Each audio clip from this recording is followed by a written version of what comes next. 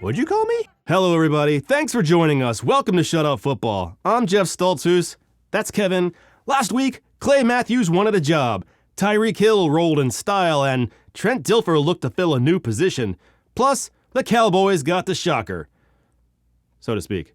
We're talking about Week 15 of the NFL season.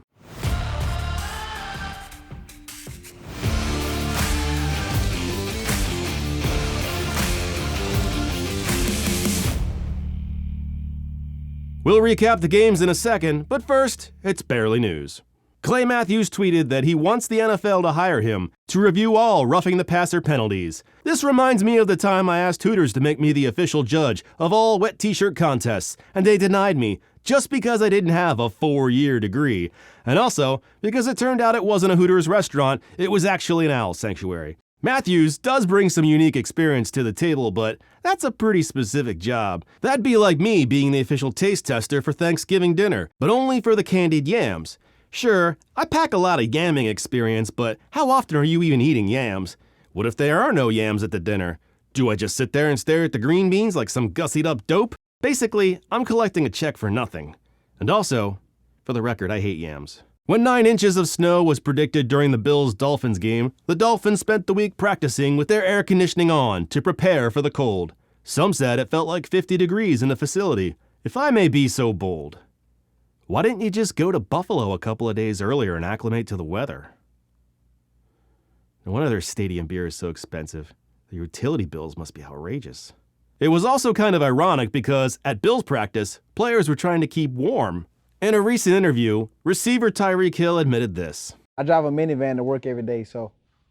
A minivan? Yeah, seriously, I drive a minivan to work every day. Heck yes, minivans are awesome. Stack 10 of your friends horizontally like sheets of drywall and roll up on the Denny's like a boss. Any ding-dong can buy a Maserati. Kudos to Hill for leaving that speed on the field where it belongs. After suffering multiple rib fractures in the previous week's game, team doctors refused to clear Mike White for the following week. White said he spoke to 10 different doctors in an effort to get cleared, which seems like a lot. It takes like 10 years to become a doctor, meaning White heard 90 years of medical education and was like, one more. Trent Dilfer was named as the new head coach of the UAB football team and joined the team at the Bahamas Bowl. Dilfer said he wants to make them great husbands and fathers. Dude, they're like 20. And what if they're asexual misogynists? Can they still play ball? Or only if they're dealing seed and signing court papers? Dilfer went on to flex his smooth brain by saying this. I don't know if you've turned on the news lately. To a reporter. He then spoke about how he wanted to make the world a better place, which apparently started by hitting on cheerleaders less than half his age. And that's barely news. Are you a fan of clicking buttons? Please subscribe to this YouTube channel, smack the bell to stay notified, and like the video. It helps the channel grow. If this were a real show, I would have been fired a long time ago. At least twice. And now, it's time to take a look back to last week's games. It's time for the recap.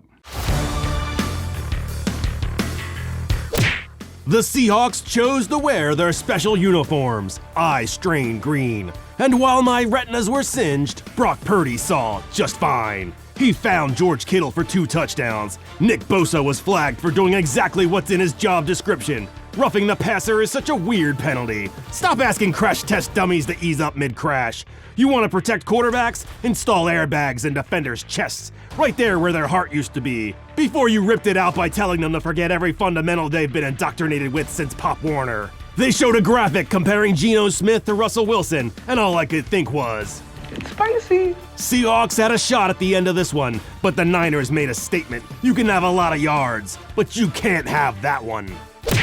If you're a fan of suffering, this game was for you. The pendulum of schadenfreude swung both ways. At halftime, the Vikings were down 33-0, but Patrick Peterson rallied the team when he told them, you just need 5 touchdowns. Thanks, bud. Maybe he should have pointed out that they're playing against Matt Ryan, who's like a reverse rabbit's foot.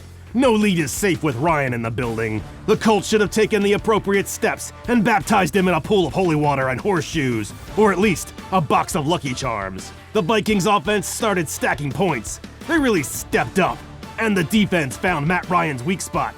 Watch that finger. Easy there, Coach Karate. The Vikings pulled off the greatest comeback in NFL history, is the nicest way to put it. This game was a good reminder to pay Lamar Jackson. The Browns defense abused Tyler Huntley and company all night. It was so good, it stole this guy's attention away from his Denny's menu. Briefly, Deshaun Watson got the win and said it felt good. Why does that make the hair on the back of my knees stand up? He's trending upward, said Myles Garrett, and I hope to God that's not a euphemism for something more sinister. The pregame showed minor differences between the two teams. We're just two men dancing together. Sacrifice! This was a snow game, and there's Santa working off his community service as his probation officer watches. Josh Allen threw 4 touchdowns. Nyheim Hines caught one of them. He was only targeted once. I'm still convinced they only traded for him as some sort of elaborate prank. They had to stop play because fans were throwing snowballs on the field. They were pelting the Dolphins sideline, referees, and even NFL cameramen. The Bills were even penalized for it.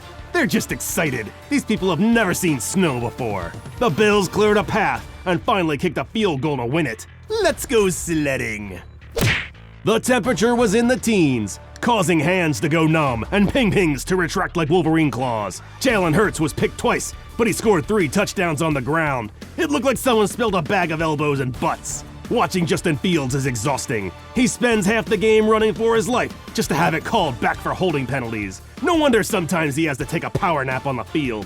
He has over 1,000 rushing yards for the season. Pack him up and ship him to the Ukraine. They could use someone skilled at escaping conflict. This is what fantasy Twitter had been waiting for. The rise of Desmond Ridder. Except it didn't happen. He threw 13 times and never amassed 100 yards passing. Juwan Johnson said of one of his touchdown catches, he just tried to get freaky. I try the same with the misses, but her red zone defense is pretty strong. It probably doesn't help that my signature move is to fling my underwear onto the ceiling fan and yell, "Coming in hot!" Taysom Hill threw a touchdown deep to Rashid Shaheed. This quarterback room is like a box of chocolates. You never know what you're gonna get, including melted. Drake London had the ball punched out, a sad reminder that even the things we love sometimes end up leaving us. At the end of the game, Ridder chose to step out of bounds with no time left instead of throwing one last pass at the end zone. A bold strategy. Let's see where this goes. Zach Wilson was back, and so was the pain for Jets fans. Wilson had 300 yards and 2 touchdowns, and that's nice. But he only connected on half his passes and threw an interception that can best be described as Wilson-y. The Lions did whatever it is they do to win football games. Something grit. On 4th down, Brock Wright showed giving him an entire football field's worth of space was a mistake. He scampered for 6 and won the game. And who's this young man with that infectious smile? It's Derek Brown, and he's thrilled to be here. Pound the drum, Derek. Go on, hit the drum, not the kitty, just like we practiced. Haha, fantastic. Now why don't you tell the folks at home what your favorite part of the— okay, and he's gone now. The Steelers stacked the box and dared Sam Darnold to throw. They must have worn out the VCR running tape on that one. Deontay Foreman barely saw the field, and when he did, it wasn't very kind to him. He averaged less than a yard per carry. The Steelers had no such problem. They ran for 156 yards and 3 touchdowns. Coach Wilkes said he doesn't want anybody in that building talking playoffs. And that's fair, because nobody outside the building is talking about the Carolina Panthers and playoffs. Trevor Lawrence threw 4. Trevor Lawrence threw 4 touchdowns in this game. 3 of them went to Zay Jones, 1 to Marvin Jones, and 1 to Tommy Lee Jones. Pictured here, smiling. After 1, Zay looked like a man who lost his arms in the war and had them attach pool noodles instead. It looks very natural. Coach Peterson's narcolepsy kicked in, and referee Cool Guy had to poke him with a stick. This went to overtime, where the Cowboys fell ass first onto their own spurs. Prescott's pass was tipped, and Rayshon Jenkins took it yard to end the game. He had 18 tackles in this game and 2 interceptions. Let his name ring out. Rayshon Jenkins! Davis Mills came out firing, hitting tight ends like his daddy owns the company. Despite the active roster for the Texans reading more like the island of misfit toys, this game went to overtime. But all Texan hope was extinguished when Mills gave birth to a beautiful bouncing ball. Jerick McKinnon found space and put this game away. Why start winning games now? You're playing for pride? That's long gone. Kudos to the Broncos for not starting brain-damaged Russell Wilson this week. What's that? He got a concussion. Really? Brett Rippon took the field and saw a lot of it after he was sacked 7 times. Colt McCoy was injured in this game, meaning we saw Brett Rippon, Colt McCoy, and Trace McSorley. It was a rogues gallery of thrift store quarterbacks. Latavius Murray had 130 yards and a touchdown. Somehow, he remains the bright spot for this offense. Ramondre Stevenson ran all over the Raiders. He had 170 yards, but his final run would be the one everyone remembered most. This game was on its way to overtime, but Stevenson lateraled to Jacoby Myers in a move that some would later call extremely dumb. Because, for some very unnecessary reason, Myers lateraled too, right to Raider Chandler Jones, who shoved Mac Jones' face through his cleats and pranced his way to the game-winning touchdown. Raider Nation was elated. They prayed for rain, and instead the toilet overflowed. But I'm left with one very nagging question. If Bill Belichick is the greatest coach to ever live, then why hasn't Mac Jones learned how to tackle with his face yet? He's not a rookie anymore. This is intolerable. Everybody come ready on Monday. We're doing 2-a-days with Coach Facehugger. Tannehill hurt his ankle and had to go to the medical tent, where he stared like a border collie yearning for the mailman. Herbert tried to squeeze one in the end zone, and a Titans defender set it to a teammate like it was goddamn volleyball. That's fucking teamwork. Justin Herbert eluded pressure and threw a hot rope up the sideline to get him in range for another Dicker special, his 3rd game winner of the season. The Bucs got up early and led by 2 scores going into the half. Coach Taylor's halftime talk must have been epic. A mixture of Braveheart's rally speech perforated by Denzel Washington monologues. They must have grown 2 inches that day and sprouted extra chest hair. Because when they came back in the second half, Joe Burrow put them on the gallows and dropped them for 4 tutties. It was a tale of 2 halves. The Bucs wore a tuxedo top, but were naked from the waist down. They blew a massive lead. Watch the horizon for Matt Ryan, who I assume will materialize like a phantasm in a black Trans Am to collect Tom Brady's wilted heart, so they can finally Thelma and Louise off a canyon cliff together, like nature intended. Kayvon Thibodeau was ubiquitous. He had 12 tackles and forced a fumble for a touchdown. Coach Dable looked like someone drew a circle on a potato. Terry McLaurin was flagged for illegal formation after he checked with the ref who gave him a thumbs up. What was the thumbs up for if he wasn't on the line? Was he auditioning for the role of Fonzie in a musical revival of Happy Days? A-hole. The Manders had one last chance, but the refs weren't done yet. The pass was knocked away after a defender wrapped up Curtis Samuel like a straitjacket. Where was the pass interference? He was wearing him like an ugly Christmas sweater. The only way it could have been more obvious is if he was sitting in front of a pottery wheel with a lump of clay listening to Unchained Melody. Oh, now they don't see anything? A minute ago they had tiger vision and a gym bag full of freshly laundered flags.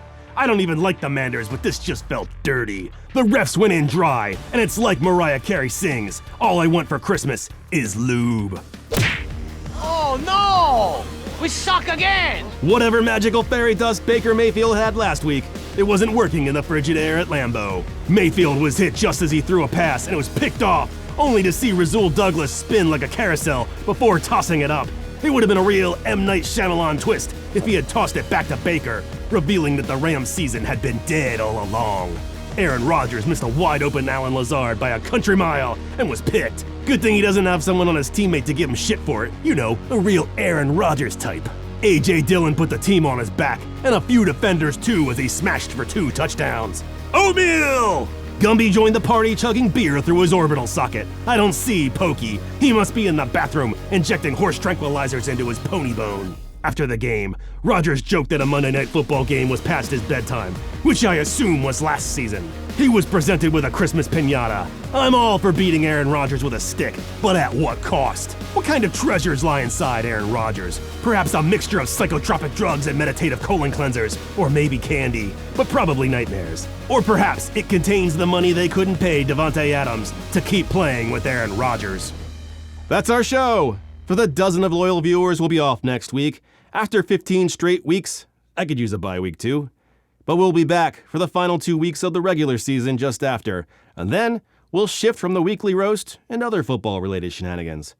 Thank you so much for watching Shut Up Football. Have a holiday! Peace! Check the mic and make sure it sound right, boys.